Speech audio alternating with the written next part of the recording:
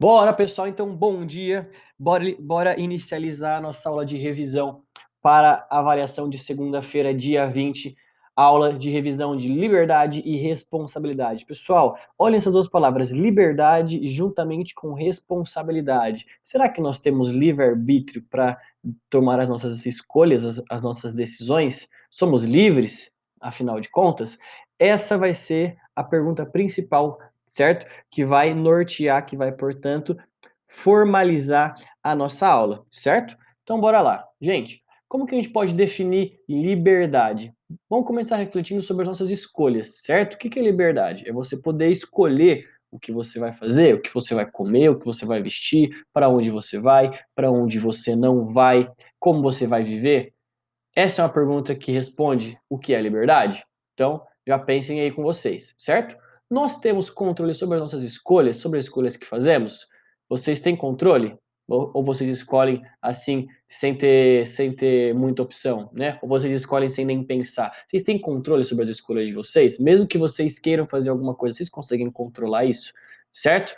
Então, se a gente pensar, pessoal, a partir da página 16, em que está refletindo sobre liberdade e responsabilidade, a nossa reflexão principal é: a liberdade não é um fim em si mesmo, certo?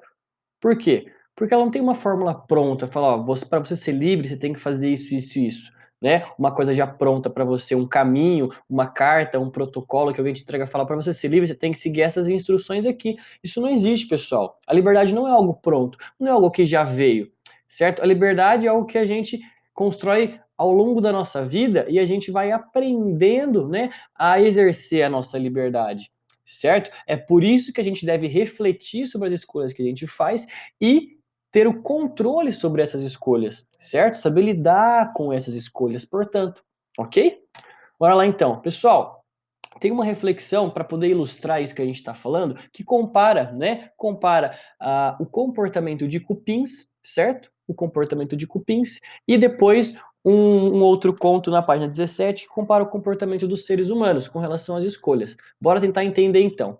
Então, liberdade é igual a escolha? A gente vai entender o conto dos cupins. Os cupins operários, quando são pisoteados por elefantes, aprontam-se a reconstruir o cupinzeiro. Então eles constroem um grande cupim, né? Perdão, um grande cupinzeiro, são vários cupins com várias funções, dentre eles os cupins operários, certo? E nós temos os cupins soldados aqui também, que vão ter a função de proteger o cupinzeiro, né, de todos os maus, de todos os ataques de outros animais, certo? O que acontece? Quando então um elefante, por exemplo, pisa no cupim sem querer, os cupins operários eles tratam de recomeçar a reconstruir rapidamente o cupinzeiro, né, para que nenhuma parte seja perdida ou para ter o menor prejuízo possível, sem nem pensar, certo? Enquanto os cupins soldados, quando são atacados por grandes formigas, eles se dependuram em cima delas, eles literalmente se atacam em cima delas, pessoal, eles se projetam em cima das formigas, mesmo sabendo que as formigas são muito maiores que eles, certo? Mesmo as formigas destroçando eles, portanto, na hora que eles pulam em cima delas, porque elas são muito mais fortes,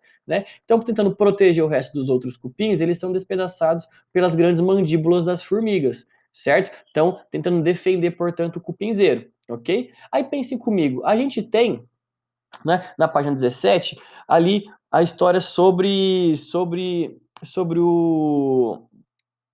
perdão, pessoal, sobre o Heitor. O Heitor toma a decisão, pessoal, de enfrentar o inimigo dele, sabendo que o inimigo é muito mais forte. Mas ele sabe que ele não tem chance, mas ainda assim ele vai pela honra, ele vai porque ele quer ser um herói que tentou proteger, portanto, ali o reino dele, certo?